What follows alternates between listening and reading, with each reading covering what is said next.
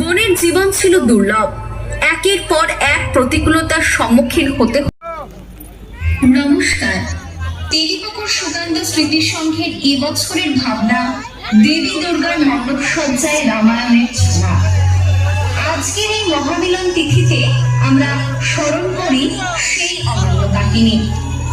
অযোধ্যায় রাজপুত্র রাজা দশরথের পুত্র রাজকুমার রাম সত্য ও ন্যায়পরায়ণ, পিতৃসত্য পালনের জন্য 14 বছরের বনবাস বিদ্যা। তার সঙ্গে আছেন স্ত্রী সীতা ও ভাই লক্ষ্মণ।